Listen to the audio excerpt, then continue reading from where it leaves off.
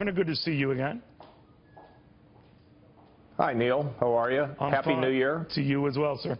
I noticed some very encouraging polls for you out of New Hampshire, where, at least in one, it might have been a CNN survey, I don't remember, but you're third. You're obviously doing very well there, and you're surging there, but you don't get a lot of press attention for that. Does that bug you? No, you know, Neil, I'm really at peace with what's happening. You know, we've got great volunteers, got a great ground game. I'm being myself. I'm not doing anything to, you know, try to grab headlines. I'm just plugging away, letting people know about my record. And the fact is that I can give them a voice, and that's what I think they all want. In terms of being bugged, look, you give it your best, and then you let all the rest of it go. I continue to have a great time out here. Although for the first time I woke up, Neil, you know, living in Ohio, it's been like Florida.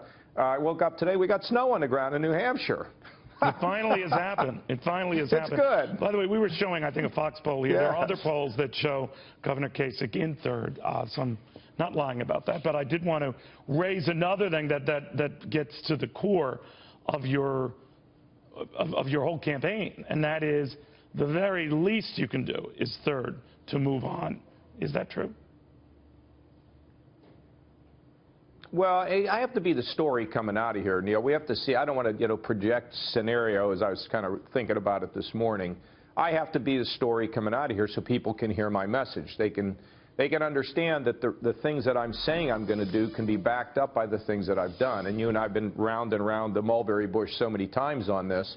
But you just have to keep going, Neil. It's, it's really interesting. I finished a book by David McCullough on the Wright brothers. And you know that when the Wright brothers were actually flying an airplane in Dayton, Ohio, because that's where all the flight took place. Right. Do you know that the local newspaper didn't even show up to cover them? And it wasn't until they finally got to France that people started paying attention to the Wright brothers. So, you don't know when you're going to get heard, but you got to be out there pitching, because if you're not out there pitching, nobody's going to hear what you're all about. So we just see what happens. Well, I hope that doesn't mean you're going to France, but we'll see what happens, Governor. You never know. You never know. Oh boy. Okay, that's another question down the road. You might have heard, and I'm sure you have, Governor, that a number of folks who are upset with the Tamir Rice decision of a grand jury declining to indict the officer who killed that 12-year-old boy. They're planning a protest at 3 p.m. today. I believe that is Eastern time. So where they're expressing their dissatisfaction.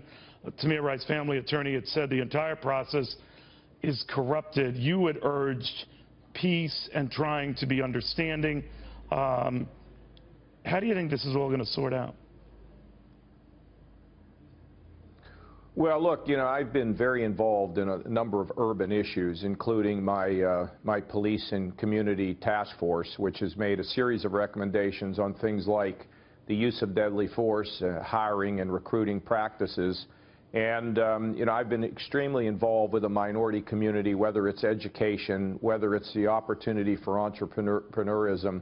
I met with a number of the African-American ministers here about 3 weeks ago and talking about this, because we didn't know how it was going to be resolved. But what I think we're all committed to in Cleveland is that we have the right, people have the right to protest this, but Cleveland's come so far, we don't want to see violence.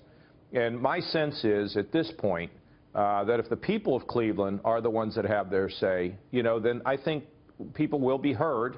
And they have a right to be heard, and there are going to be people very unhappy with this decision. We just have to be careful that people from the outside don't come in and try to create problems, because Cleveland's come a long way for everybody in that city. And I tell you, I give a lot of credit to the mayor, community leaders, Senator Nina Turner, a lot of people, the ministers, Todd Davidson, a lot of people who have said, look, vent your frustration, but no violence. And we're all hoping and praying that that's where we're going to be, Neil. But it's obviously a terrible, terrible tragedy. And but we're not going to fix it by committing violence. Now, the county prosecutor there, I think Tim McGinney, had said, Governor, that this tragedy was a perfect storm of human error, but it was not murder. Do you agree with that sentiment? I don't think I need to be commenting on the case. That's for the people in Cleveland. I have asked our Community and Police Collaborative right now to take a look at the issue of the people who communicate with police officers, the dispatchers. You know, they have a very difficult job, and the information that needs to be communicated to officers sometimes is lost. And I think it's important we look at that. And we continue to work in terms of, Neil, being able to get the community to understand the challenges that law enforcement have, and law enforcement to understand the deep concern the community has. And communication and understanding is the key. And, you know, we've been through some of these difficult decisions in the past, and the leadership has kept things together.